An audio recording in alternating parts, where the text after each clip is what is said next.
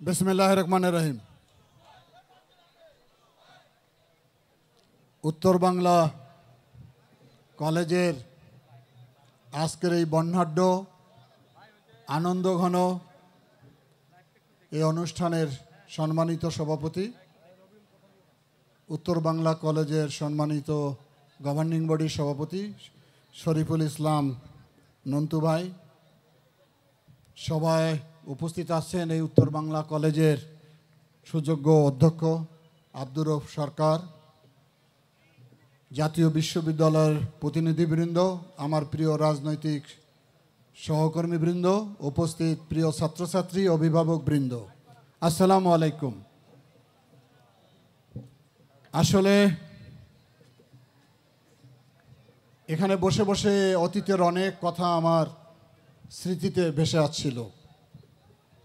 আপনাদের নিশ্চয়ই মনে আছে 1994 সাল, বিএনপি তখন রাষ্ট্র ক্ষমতায়। আমাদের জেলার দায়িত্বে ছিল একজন মন্ত্রী, যার নাম ছিল মোশাররফ হোসেন শাহজাহান, যার বাড়ি ছিল ভোলা। ওনাকে আমি নিয়ে এসে এই কলেজের প্রথম ভিত্তি প্রস্তর স্থাপন করি। ওই বছরেই এই কলেজকে আমরা এমপিভুক্ত করি। এই কলেজের প্রতিষ্ঠাতা ডক্টর মোজাম্মেল সাহেব অত্যন্ত একজন গুণী শিক্ষিত মানুষ। তার মনের মাধুরী দিয়ে এই কলেজটি উনি নির্মাণ করেছেন, প্রচেষ্টা চালিয়েছেন। ওনার সঙ্গে আমার আলোচনা হয়েছিল আমার বাড়িতে বসে, ঢাকার বাসায় বসে। যাই হোক, ওনাকে আমি শুরুতে ধন্যবাদ জানাই যে উনি একটি এই অঞ্চলের সুন্দর প্রতিষ্ঠান নির্মাণের মধ্য দিয়ে ভবিষ্যৎ প্রজন্মকে সঠিক শিক্ষায় শিক্ষিত করার প্রচেষ্টা উনি নিয়েছেন। আর সবচেয়ে আমি খুশি হয়েছি লালমনিরহাট জেলার একজন সন্তান হিসাবে আমি ব্যক্তিগতভাবে, সেটি হচ্ছে প্রায় 2500 কলেজের ভিতর প্রতিযোগিতা করে আমার একটি জেলার একটি কলেজ মডেল কলেজ হিসাবে স্বীকৃতি লাভ করেছে। আর এমন একটি জায়গায় এই কলেজটি প্রতিষ্ঠিত যে কবির কথা না বললেই নয়, সেই শেখ ফজলুল করিম, কোথায় স্বর্গ কোথায় নরক, সেই বিখ্যাত কবির যে কবিতা রচনা করেছিলেন, তার জন্মস্থান হচ্ছে এই ঐতিহাসিক বিখ্যাত কাকিনায়।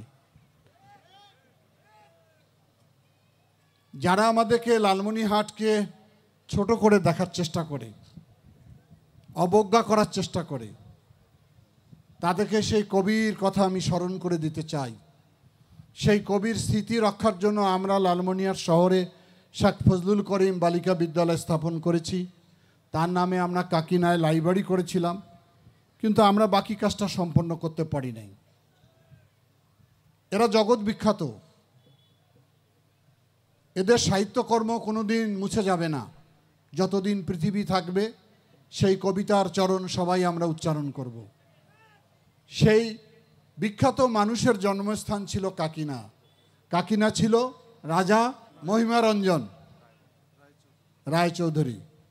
তো কাকিনা তো কোনো দিক থেকে আসলে ছোট বা খাটো করে দেখার বিষয় নয়। সেখানে নতুন করে আলোচিত হয়েছে, আলোড়ন সৃষ্টি করেছে এই কলেজটি, উত্তর বাংলা এই কলেজ।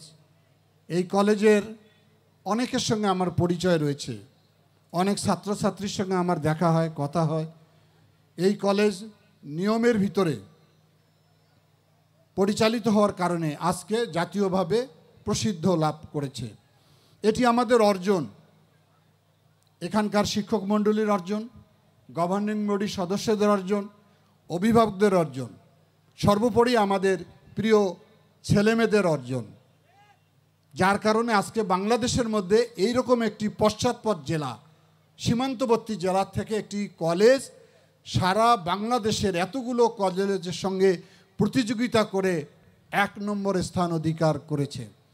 এজন্য যে বললাম, এই জেলার সন্তান হিসেবে আমি সবচেয়ে বেশি আনন্দিত হয়েছি।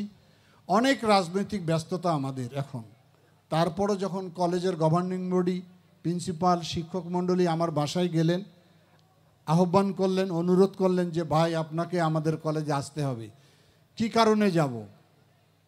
যে কারণ এটি তখন আমি আনন্দিত হয়েছি, খুশি হয়েছি। সেই আহ্বানে আমি সাড়া দিয়েছি। কেন দিয়েছি? যে আমাদের আশার মধ্য দিয়ে যাতে আগামী দিনে এই প্রতিষ্ঠানটি আরও উজ্জ্বলতর হয়ে ওঠে, সেজন্যই গুরুত্ব দিয়েছি। শিক্ষার কোনো বিকল্প নেই। আমরা বলি শিক্ষা জাতির মেরুদণ্ড, কিন্তু শিক্ষাকে তো ধ্বংসপ্রাপ্ত করে দেওয়া হয়েছে। শিক্ষাকে বাণিজ্যকরণ করা হয়েছে, নিয়োগের ক্ষেত্র বাণিজ্যকরণ। যদিও ওই মডেল কলেজে সে অভিযোগ নেই, কিন্তু বাংলাদেশের অন্য যেদিকে তাকিয়ে দেখবেন, বিগত সরকারের আমলে যতগুলো শিক্ষা প্রতিষ্ঠানে নিয়োগ হয়েছে, কোথাও যোগ্যতার ভিত্তিতে শিক্ষক নিয়োগ হয়নি, টাকার বিনিময় হয়েছে। এ ধরনের একটি সম্মানীয় পেশায় যদি টাকা দিয়ে চাকরি নিতে হয়, সে শিক্ষকের আত্মহত্যা করা উচিত, কমিটিকেও পদত্যাগ করা উচিত। এই অবস্থা ছিল বাংলাদেশের, যার জন্য আমাদের ছেলেমেয়েদের লেখাপড়ায় অনেক পিছিয়ে পড়েছে। অনেক অবকাঠামো উন্নতি হয়েছে শিক্ষা প্রতিষ্ঠানে, 3 তলা 4 তলা ভবন দেখতে পাই আমি, কিন্তু গুণগত মানে কতটুকু এগিয়েছে আমাদের ছেলেমেয়ে, সেটা বিচারের অবস্থা তৈরি হয়েছে আমাদের মধ্যে। কারণ শুধু অবকাঠামো তৈরি করলে হবে না, আপনার ব্যক্তিগত মূল্যবোধ, পারিবারিক মূল্যবোধ, সামাজিক মূল্যবোধ কতটুকু এগিয়েছি আমরা। আমার পিতা শিক্ষক ছিলেন, হেডমাস্টার ছিলেন, LLB পাস করেছিলেন উনি, তারপরে উনি শিক্ষকতা করেছেন। ওনার সময়কার ওনার আত্মসম্মান, ওনার আচার ব্যবহার, শিক্ষকতার যোগ্যতা আমি তো এখনকার আমাদের শিক্ষকের মাঝে দেখতে পাই না। সেই শিক্ষকগুলো কোথায় হারিয়ে গেল আমাদের মাঝ থেকে, যারা আমাদেরকে শিক্ষা দিয়েছে? কারণ ওই যে বললাম, পারিবারিক, ব্যক্তিগত এবং সামাজিক মূল্যবোধ ধীরে ধীরে আমাদের কাছ থেকে আমরা হারাতে বসেছি। আগে একজন প্রধান শিক্ষককে আমরা যেভাবে সম্মান করতাম, এখন কি সেভাবে আমরা করি না। খুব জোরে হয়তো একটু হাতটা কি উঠাই না সেটাও ঠিক বুঝতে পারি না আমরা। সালামটা এত সংক্ষিপ্ত হয়ে গেছে আমাদের।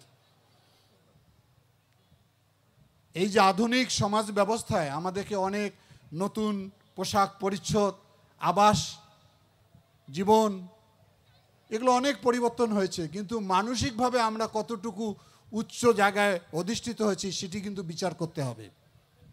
সে জায়গাটা অনেক নিম্ন জায়গায় চলে গেছে, এটা আমার ধারণা আর কি। আগের মানুষের যে ব্যক্তিত্ব ছিল, আগের মানুষের যে সম্মান ছিল, আগের মানুষের যে দেশপ্রেম ছিল, আগের মানুষের মধ্যে যে নীতিবোধ ছিল, সেটি অনেকখানি আমরা হারাতে বসেছি। এর জন্য দায়ী আমরা রাজনীতিবিদরা সবচেয়ে বেশি। কারণ রাষ্ট্র চালায় রাজনীতিবিদ। তারা যদি সঠিক না হয়, তারা যদি ভালো না হয়, তারা যদি নীতিবান না হয়, তারা যদি দুর্নীতিমুক্ত না হয়, তাহলে রাষ্ট্র ভালো চলতে পারে না। একটা কথা আছে, কর্তার ইচ্ছায় কর্ম। কর্তা যদি খারাপ হয়, বাড়ির সব লোক নষ্ট হয়ে যাবে। সুতরাং বিগত দিনগুলোতে আমরা দেখেছি, আমরা যারা রাজনীতি করি, রাজনীতির সঙ্গে সম্পৃক্ত ছিলাম, তাদের মজ্জাগত কিছু জিনিস তৈরি হয়েছিল।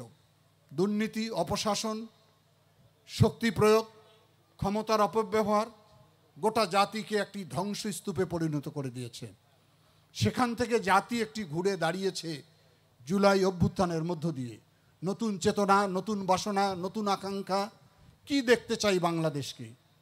বাংলাদেশকে দেখতে চাই সাম্যের বাংলাদেশকে, বাংলাদেশকে দেখতে চাই সম্প্রীতির বাংলাদেশকে, বাংলাদেশকে দেখতে চাই একটি মানবিক বাংলাদেশকে, একটি গণতান্ত্রিক বাংলাদেশ, একটি দুর্নীতিমুক্ত বাংলাদেশ। কিন্তু আমাদের সকলেরই, রাজনীতিবিদদের কথা বললাম, সরকারি প্রশাসনে যারা জড়িত রয়েছেন, তাদের অবস্থা আরও ভয়ানক। টেবিলের নিচে হাত না দিলে কোনো ফাইল এগিয়ে যায় না। এভাবেই গোটা সমাজ আমরা কুলুষিত হয়ে উঠেছি। এখান থেকে বেরিয়ে আসতে হবে আমাদের। অনেকেই বলেন, দুলু ভাই, পরিবর্তন কি হবে? পরিবর্তনের আশা আমাদের মধ্যে আছে, কিন্তু একদিনে সম্ভব হবে না। কেন সম্ভব হবে না? দীর্ঘদিনের মানুষের মজ্জাগত ধ্যান ধারণার থেকে মানুষ পরিবর্তন হতে চায় না। আমাকে অনেকেই বলে, দুলু ভাই, ওরা করছে তার দোষ হয় নাই, আমরা সামান্য করলাম তাতেই দোষ হয়ে গেল। এই যে খারাপের উদাহরণটা আমাদের মধ্যে কেন হবে? ভালোটা বলেন, যে ওই ছেলেটা ভালো, ওই ছেলেটা সৎ, ওই ছেলেটা নীতিবান, ওই ছেলেটা আদর্শবান, আমি ওই রকম হতে চাই। তা না করে খারাপটাকে উদাহরণ দেয়। এখান থেকে আমাদেরকে সকলকে আসতে হবে, না হলে জাতির কোনোদিন মুক্তি হবে না। এবং দীর্ঘদিন যাবৎ একটি গণতান্ত্রিক শাসন ব্যবস্থায় যদি রাষ্ট্র পরিচালিত হয়, তাহলে মানুষের মানসিকতা ধীরে ধীরে পরিবর্তিত হবে। উন্নত বিশ্বগুলো যখন আমরা যাই, ইউরোপে যাবেন, আমেরিকায় যাবেন, গণতান্ত্রিক শাসন ব্যবস্থার কারণে সে দেশে অন্যায়, জুলুম, দুর্নীতি নাই বললেই চলে। এমন দেশে, পৃথিবীতে এমন দেশ আছে যেখানে জেলখানা পর্যন্ত নেই। আর আমাদের জেলখানা ক্রমান্বয়ে বাড়াতে হয়, পুলিশের শক্তি বাড়াতে হয়, আমাদের আইনের প্রয়োগ বাড়াতে হয়। কেন বাড়াতে হয়? এই জন্য বাড়াতে হয়, আমরা কেউ আইন মানতে চাই না, বেআইনি কাজটা করতে চাই সবাই। এখান থেকে যদি আমরা নিজেকে সংশোধন না করি, কোনো পরিবর্তন হবে না। মানসিকভাবে আগে ভালো হতে হবে, তাহলে সবাই ভালো হবেন। আমরা গেলেই দাবি করেন, ভাই বিল্ডিং দেন, রাস্তা পাকা করে দেন, ব্রিজ দেন, দিয়ে দিলাম, ভালো। লাভ হবে কি যদি মানুষ অসৎ হয়, মানুষের চরিত্র না থাকে, ছেলেরা যদি মাদকাসক্ত হয়, জুয়ায় ক্যাসিনোতে মত্ত থাকে, এই সমাজের কোনো উন্নতি হবে না। আমরা যারা মুসলমান, আমরা ধর্মের সব অনুশাসন মানি, আবার পাশাপাশি খারাপ কাজগুলোও করি। লাভ কি?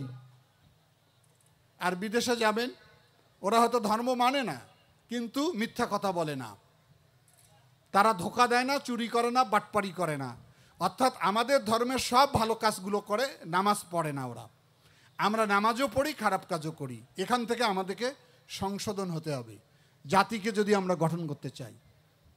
তো দীর্ঘদিন একটি শাসনে বাংলাদেশের মানুষ ভুলতে বসেছে যে বাংলাদেশ ভালো হবে কি হবে না, বাংলাদেশে সুষ্ঠু নির্বাচন হবে কি হবে না, সেটির একটি পরিবর্তনের হাওয়া লেগেছে। কিন্তু এটাতেই আমি মনে করি না যে আমাদের 100% আশা পূরণ হবে। আমাদেরকে সকলকে কাজ করতে হবে। এই কাজের জন্য ভবিষ্যৎ বংশধর যারা আমাদের ছেলেমেয়ে, এদেরকে মানুষ করে তৈরি করতে হবে। এরা মানুষ হবে কিভাবে? এখন প্রযুক্তির যুগ, প্রতিযোগিতার যুগ, সেখানে প্রযুক্তি জ্ঞান সম্পন্ন ছেলে মেয়ে তৈরি করতে হবে আমাদের। দেশীয়ভাবে, আন্তর্জাতিকভাবে যদি প্রতিযোগিতা করতে চাই, তাহলে সেই ধরনের ছেলে মেয়ে আমাদের তৈরি করতে হবে। আর অঞ্চল ভিত্তিক যদি কথা বলি আমি, তাহলে আমাদের অবস্থানটা কোথায় বাংলাদেশে? আমাদের অবস্থান তো 0.05-এ। দুলু ভাই এটা কি বললেন? যতবার বিসিএসের পরীক্ষা হবে, লালমনিরহাট জেলায় কয়জন সুযোগ পায়? পায় না, গুটি কয়েক, 2-1 জন পায়। কারা পায়? দক্ষিণ অঞ্চলের। তারা প্রতিযোগিতা অনেক এগিয়ে গেছে, যার কারণে প্রশাসনে সব জায়গায় তাদের আধিপত্য বেশি। তাদের আধিপত্য বেশি থাকার কারণে তারা উন্নয়নের নেতৃত্ব দিতে পারে। আমরা সব সময় রংপুর বৈষম্যের শিকার, আমরা এগিয়ে যেতে পারি না। আমি একটা ছোট্ট মন্ত্রণালয়ের দায়িত্বে ছিলাম, ওই কথাটা সব জায়গায় বলি, আজকেও বলি। 5 মাস হয়ে গেল আমার রংপুরের বা লালমনিরহাটের কোনো ছেলে বা কোনো লোক আমার মন্ত্রণালয় আমার কাছে আসে নাই। তা আমার সচিবের বাড়ি ছিল পঞ্চগড়ে। তো ওনাকে আমি ডেকে বললাম যে আমি 5 মাস ধরে এখানে আছি, আমার জেলার কি কোনো লোক এখানে চাকরি করে না মন্ত্রণালয়? বললো স্যার আমি দেখি। উনি খুঁজে 3 দিন পর একটা ছেলেকে নিয়ে আসলো, জড়োথরভাবে দাঁড়িয়ে আছে। তো জিজ্ঞাসা করলাম তোমার বাড়ি কোথায়? বলে মহেন্দ্রনগর। মহেন্দ্রনগর মানে আমার নির্বাচনী এলাকায়। তা আমি যে 5 মাস এই মন্ত্রণালয়ের দায়িত্বে আছি, তুমি কি একদিন এসে দেখাও করলা না, খবরও নিলা না, সালামও দিলা না? ভাই না স্যার, শরম লাগে। লালমনিরহাটের লোকের শরম লাগে। শরম তো বোঝেন, লজ্জা আর কি। 4th ক্লাস এমপ্লয়ি, 4র্থ শ্রেণীর কর্মচারী, একমাত্র একটা মন্ত্রণালয় লালমনিরহাট। আর কুমিল্লা, বরিশাল, নোয়াখালী দিয়ে ভরপুর ভরপুর। কিভাবে কাজ হবে বলেন? প্রতিযোগিতায় পিছিয়ে যাইতো ওখানে। আমরা আদেশ দেই, ফাইল গায়েব করে ফেলে তারা। এখান থেকে তো লালমনিরহাট, রংপুরকে বেরিয়ে আসতে হবে। আর আমাদের দোষ রয়েছে, জেনেটিক প্রবলেম রয়েছে এই অঞ্চলের মানুষের দুটা, একটা হলো মুখ চড়া আর একটা হলো লজ্জা। একটা বাইরের জায়গায় চায়ের দোকানে যদি 10টা লোক বসে থাকে, আপনারা যদি আমাকে বলেন যে দুলু ভাই এখান থেকে লালমনিরহাটের লোক কোনটা, আপনি কি বের করতে পারবেন? আমি বলে অবশ্যই পারবো। আমি কিন্তু গণক না, আমি কেমনে পারবো? ওই 9 জন যে বকবক করতেছে, যে লোকটা মাথা নিচু করে আছে ওইটাকে ধরলেই বুঝবে এটা লালমনিরহাট।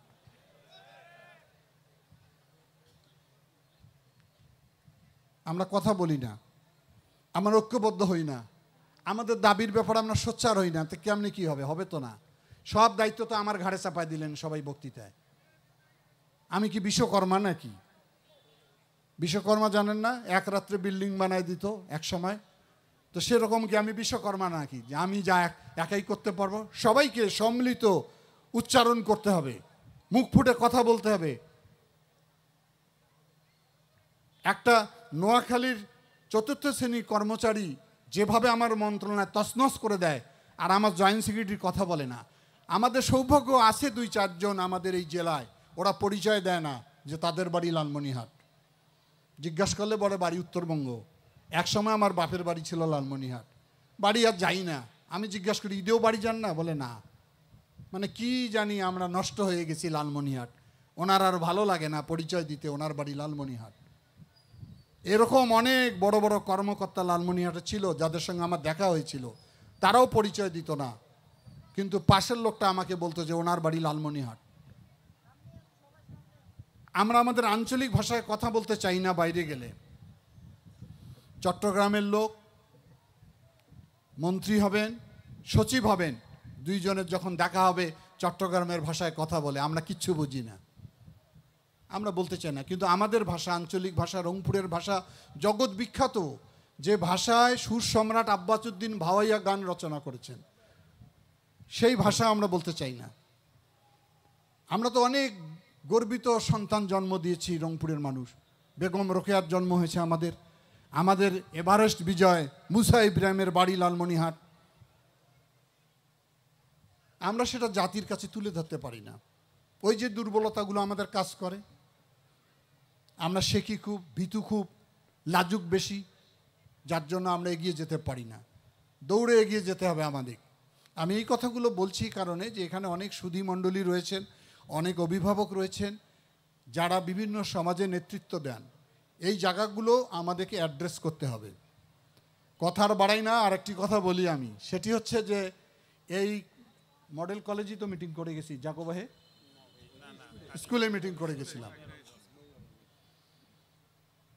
এই যে তিস্তা নদী একসময় আমার মায়ের মতো ছিল। তিস্তা নদী আমাদের জীবন রেখা, 2 কোটি মানুষের। এখানে অনেক শিক্ষিত মানুষ আছেন, জানেন নদী ঘিরে সভ্যতা রচিত হয়, অথচ এখানে সভ্যতা তো নেই। লোকালয় আজকে ধ্বংসস্তূপে পরিণত হয়েছে। হাজার হাজার না লক্ষ লক্ষ মানুষের বাড়ি ঘর ভেঙে কে কোথায় চলে গেছে আমরা কিচ্ছু জানি না। অথচ বিগত সরকারের আমলে চায়না পাওয়ার, চায়না একটা প্রজেক্টের সমীক্ষা করে একটা এস্টিমেট সরকারকে দিয়েছিল মাত্র 8,000 কোটি টাকা। এই 8,000 কোটি টাকা দিয়ে তিস্তা নদীর গাইডবান দিবেন, রাস্তা বানিয়ে দিবেন, ড্রেজিং করবেন, ইকোনমিক্যাল জোন করবেন, শিল্প কারখানা নির্মাণ করবেন, পর্যটন নগরী করবে, স্যাটেলাইট শহর করবেন। অর্থাৎ তিস্তার অববাহিকায় গোটা এলাকার চিত্র পরিবর্তন হয়ে যাবে। আর আমরা লালমনিরহাটবাসী সবচেয়ে বেশি ক্ষতিগ্রস্ত হচ্ছে তিস্তা নদীর দ্বারা। আমার পাটগ্রামের একটা অংশ ক্ষতিগ্রস্ত, হাতিবান্ধা গোটাটাই ক্ষতিগ্রস্ত, কালীগঞ্জ ক্ষতিগ্রস্ত, আজিতমারি এবং সদর, একটি জেলা প্রায় 100 কিলোমিটার ব্যাপী লালমনিরহাটকে ধ্বংসস্তূপে পরিণত করে দিয়েছে। অথচ বিগত সরকারের 3টা মন্ত্রী এই জেলায় ছিল, এই তিস্তা নদীর ব্যাপারে তাদের কোনো পরিকল্পনা ছিল না। কিভাবে পকেট ভারী করবে, কিভাবে নিজে মোটা তাজা হবে, সেই কাজে তারা ব্যস্ত ছিল। অথচ আমার এলাকার মানুষ ভূমিহীন হয়ে গেছে, ফকির হয়ে গেছে, ভিক্ষুকে পরিণত হয়েছে, সে ব্যাপারে তাদের কোনো কথা বলে নাই। আমি আপনাদের সন্তান হিসেবে আমি একটা ডাক দিয়েছিলাম, জাগোবাহে তিস্তা বাঁচাই। আমার জীবনের হুমকি হয়েছে এটা আন্তর্জাতিক কারণে, জিওপলিটিক্সের কারণে। তারপর আমি এখান থেকে পিছিয়ে যাচ্ছি না। আমার নেতা তারেক রহমানকে আমি নিয়ে এসেছি 11টা পয়েন্টে। উনি বক্তব্য দিয়ে উনি প্রতিশ্রুতি দিয়েছেন যে বিএনপি আগামী দিনে ক্ষমতায় আসলে সবচেয়ে অগ্রাধিকার ভিত্তিতে তিস্তা মহাপরিকল্পনা বাস্তবায়ন করা হবে। এই একটা মহাপরিকল্পনা যদি বাস্তবায়ন হয় তাহলে লালমনিরহাটের অনেক কাজ না করলেও চলবে। আজকে লালমনিরহাটকে যারা অবহেলা করে তারা লালমনিরহাট বেড়াতে আসবে কক্সবাজার না গিয়ে, সঠিক কাজটাই করেনি তারা। অনেকে হয়তো ক্লান্ত হয়েছেন যে কই দাবি তো আদায় হচ্ছে না। এই সরকার তো এটা করবে কিনা আমরা জানি না, আমরা দাবি চালিয়ে যাচ্ছি। আমরা 4 তারিখে রংপুর মহানগরীতে বিশাল পদযাত্রা করেছি। আমরা কিছুদিনের মধ্যে আরও উপজেলা ভিত্তিক কর্মসূচি দিব। যতদিন পর্যন্ত এই দাবি আদায় হবে না ততদিন আমি থাকব, আপনারা আমার সঙ্গে সবাই ঐক্যবদ্ধ থাকবেন। এই একটা দিয়ে আমার যুব সমাজের কর্মসংস্থান হবে, শত শত ইন্ডাস্ট্রি তৈরি হবে, 5 স্টার হোটেল হবে। চাকরির জন্য আর গার্মেন্টসের জন্য গাজীপুর, কেরানীগঞ্জ, নারায়ণগঞ্জ যেতে হবে না আমার লালমনিরহাটের ছেলেমেয়েদের। এই আকাঙ্ক্ষা আমার, এই আকাঙ্ক্ষা বাস্তবায়নের জন্য আমি সংগ্রাম করছি। আমি একটা আন্দোলন করেছিলাম আলোকিত লালমনিরহাট, 13টি সামাজিক অপরাধের বিরুদ্ধে। বাল্যবিবাহ, বহুবিবাহ, যৌতুক, তারপরে মাদক, নকল, সেটা বিগত সরকার একদম ধূলিসাৎ করে দিল। এখন যেদিকে তাকাই আমার যুব সমাজ মাদকাসক্ত। বাবারা আমাকে অভিযোগ করে, দুলু ভাই আমার ছেলেটা নষ্ট হয়ে গেল। এখান থেকে যদি যুব সমাজকে আমরা বের করে না আনি তাহলে লালমনিরহাট আলোকিত হবে কিভাবে? আমার বোনেরা প্রায় দিন আমার বাসায় যায়, এই কালীগঞ্জেরও প্রতিদিন যায়, তার সংসার হচ্ছে না যৌতুকের কারণে। নিষ্পেষিত, নির্যাতিত, বঞ্চিত বোনেরা আমার। এটা মহামারী আকার ধারণ করছে যৌতুক, মাদক। এখন ক্যাসিনো আসছে, মোবাইলের মধ্যে জুয়া। এসপি সাহেব সেদিন আমাকে বলে, স্যার দেখেন কি অবস্থা হয়েছে জেলার, আমি যেখানে পাবেন সেখানেই ধরবেন। আমরা এটি যদি নিজেরা আলোকিত লালমনিরহাটের আন্দোলনটাকে পুনরায় জাগরিত করতে না পারি তাহলে এই সমাজ ধ্বংসপ্রাপ্ত হয়ে যাবে। তিস্তা মহাপরিকল্পনা বাস্তবায়ন করে কোনো লাভ হবে না, কারণ মানুষ যদি ভালো না থাকে অবকাঠামো দিয়ে মানুষের উন্নয়ন হয় না। সে কারণে আমি মনে করি মূল জায়গায় কাজ করতে হবে, উন্নয়ন করতে হবে, পাশাপাশি মানুষকে ভালো রাখার আন্দোলনে আমাদেরকে সম্পৃক্ত হতে হবে। আমরা আগামী দিনে আলোকিত লালমনিরহাট করব, যে আলো আলোকিত হবে মনের আলো, এটা বিদ্যুৎ না, এটা মনের আলো। সেই আলোয় আলোকিত করব আমরা প্রত্যেকটা মানুষ। ভালো মানুষ হবে, ভালো পরিবার হবে, ভালো সমাজ হবে, ভালো দেশ হবে। যদি বীজে ত্রুটি থাকে তাহলে সেই ফল কোনোদিন ভালো হতে পারে না। এটা আমি বুঝি, উপলব্ধি করি। সেই উপলব্ধি থেকে এই কথাগুলো আমি বললাম। তো আমি আশা রাখি আজকের যে কলেজে আমি আসছি এটি আমাদের সারা বাংলাদেশে আমাদের সুনাম অর্জন করেছে। এজন্য আবারও কলেজ কর্তৃপক্ষকে আমার পক্ষ থেকে অনেক ধন্যবাদ জানাই। এই কলেজের বিষয়ে বলা হয়েছে যে সরকারিকরণ করা হোক। আমরা তো এখন সরকারে নাই, তো সরকারে না গেলে সরকারি হবে কিভাবে? তা সরকারে তো আনতে হবে, তা আগেই তো দাবি শুরু হয়ে গেল, তাই না? তো সরকারে আনার পরেই দাবি। তবে এ ব্যাপারে আমার একটু দ্বিমত আছে। বাংলাদেশে যতগুলো সরকারি কলেজ, এই উত্তর বাংলা, এই লালমনিরহাট জেলার যতগুলো কলেজ রয়েছে সরকারি, প্রত্যেক উপজেলায় আছে 1-2টা করে, তাদের লেখাপড়ার মানের চেয়ে এই উত্তর বাংলা কলেজের লেখাপড়ার মান অনেক ভালো।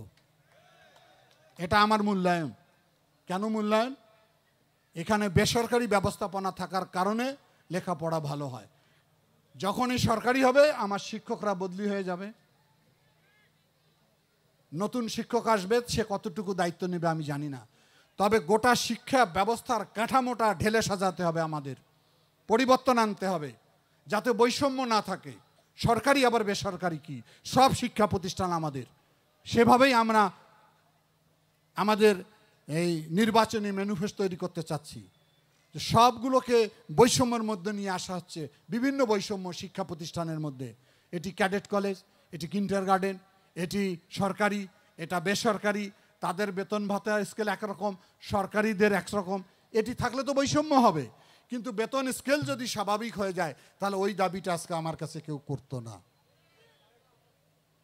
তো যাই হোক, আমি কি বলতে চেয়েছি বুঝেছেন।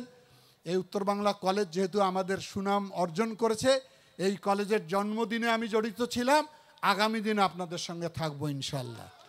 সেই আশাবাদ ব্যক্ত করে আবারও আমরা লালমনিরহাটের মানুষ, আমরা অনেক সহজ সরল হওয়া ভালো, সহজ সরল হওয়া ভালো। আমরা যেন নিজেরা অপরাধের সঙ্গে যুক্ত না হই, অন্যকে অপরাধ থেকে যেন ভালো পথে আসার আহ্বান জানাই। সবাই মিলে আমরা লালমনিরহাটকে বাংলাদেশের একটি সম্মানজনক জায়গায় নিয়ে যেতে চাই। আমরা সীমান্তবর্তী জেলা, চিন্তা করেন বুড়িমারি থেকে তিস্তা ব্রিজ একটা রাস্তা 16 বছর ঠিক করতে পারে নাই। এরা এমপি ছিল, এরা মন্ত্রী ছিল, ঝিকঝাক। যখনই লালমনিরহাট থেকে পাটগ্রাম রওনা হয়, ওই দিনে আমার জ্বর এসে জায়গায়। কি কষ্ট মানুষের, একটা রাস্তায় ঠিক করতে পারে নাই। বারবার শুনি ফোর লেন হয়, কোনো মহিপুদ্দি যায়, তিস্তা ব্যারেজ দিয়ে যায়, লালমনিরহাট দিয়ে যায়, মানে 5টা সড়ক করছে ওরা। কিছুই নাই। একটা ইকোনমিক্যাল জোন হয়নি লালমনিরহাটে শিল্প কারখানা করার জন্য। একটা পরিত্যক্ত বিমানবন্দর, সেটা চালু করতে পারে নাই। একটা মগলহাট ল্যান্ডপোর্ট কতদিন দাবি করাচ্ছে, সেটা তারা চালু করতে পারেনি। এগুলো আমাদের জীবনের দাবি, এগুলো করতে হবে। আমাদের করতে গেলে আপনাদের সমর্থনের প্রয়োজন হবে। সবাইকে আশা দিয়ে সবাইকে আমি ধন্যবাদ জানিয়ে আমাকে এখানে আমন্ত্রণ জানানোর জন্য কলেজ কর্তৃপক্ষকে আমার পক্ষ থেকে অশেষ ধন্যবাদ জানিয়ে আমি আমার কথা শেষ করছি।